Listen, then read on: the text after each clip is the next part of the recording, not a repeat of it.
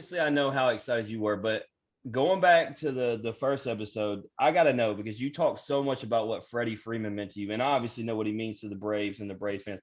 How excited were you for Freddie, winning the championship first before I even talk about yourself? To me, that was like the coolest for like him and Snit, because like I said, those guys, they're the leaders of the team. Um, they've been there well before I've even thought about playing pro ball. And to, like I said, to see Freddie get that, last out, put that ball in his pocket, I think that's something, he'll never forget. But it's pretty cool because, like I said, he's one of those guys that just, comes to the yard every day. Doesn't matter if he's having a bad day or a good day. He's just, he's going to come in, do his thing, put in his work. And like I said, the way he plays the game to me is the ultimate professional. I don't think he plays the game the wrong way at all. And just, the little things that he does. I know he's picked me up a lot at first base. I think the last couple of weeks I hit him in the shin every time throwing it over there. But no, he's so good, and hopefully he's back with us for 5 or 6 more years. Yeah. So, we talk all the time about DC and the various teams and talent and championships. So to be honest, like it's ad nauseum, like the amount of times we've talked about and debated these teams. So I got to hear it from you. You've had a lot of feet in that ballpark. So tell me, put this debate to rest.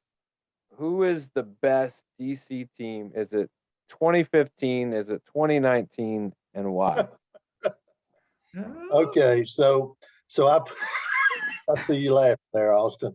I'm a numbers guy, and I put together some numbers, and when you look at the numbers show that the 2019 team is the best team out there. Yeah, we had the 3 Tennessee players on that got drafted, and they all 3 across the board said, I immediately told Greg this. They said once they were eliminated, they all picked y'all to win. They felt, and that's saying something. When your peers say they felt like y'all were the best team remaining in that tournament, I think that says a lot. And that's a team that run ruled you, right? And yet they feel like y'all were the best team, and so clearly they ended up being right. So you got Vanderbilt, and obviously the first game didn't go right. But the first at bat did. And I happened to, we sat in every part of that ballpark, literally. And we happened to be in left field bleachers when you decided that you were going to hit that bomb that way. It was about 15 feet over. If my son could have climbed through the people, I think he would have snatched it from whoever got it. But unfortunately, we were kind of buried. But we keep talking about how did it feel? But I mean, hitting a bomb and you're opening at bat in the College World Series, that's something. Hey, one thing, Cameron, before I turned to Dansby, I was like, yeah, that's my cousin, bro. Watch it out. I appreciate it. But that was the coolest baseball experience for me, hands down. Not even close. Because I had, the jitters of, that very first game, that first at bat. I was nervous. You had the best pitcher in college baseball pitching, one of the best pitchers probably to ever pitch in college baseball.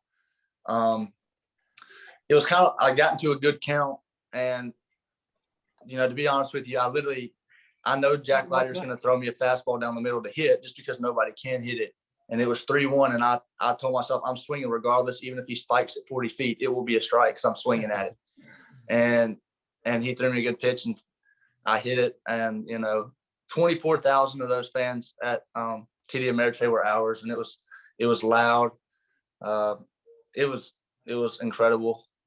Probably like as many fans watching me as Austin's every single home run he's ever hit has 24,000 people. So it's not that great to him, but it was definitely awesome for me. It was that great. He was bragging to his teammates. I'm picking it. Our whole team was watching in the clubhouse. So I was. But it kind of gets when they show all the highlights and all that, it kind of gets pushed under the rug. That home run's not in any of the highlights just because that game did not turn out anywhere close to how we wanted to. So it gets overshadowed a little bit, but I'll always remember it. And So. Austin, you want to go ahead and share the news for anybody who doesn't know? Yeah, anybody that doesn't know, we got a baby boy coming in May 3rd. All right. An appointment today to see the anatomy and everything. So he's rocking and kicking around, super healthy. So we're pumped. So yeah, I mean, we're excited. It's going to be right in the middle of season. So that's going to be a big challenge.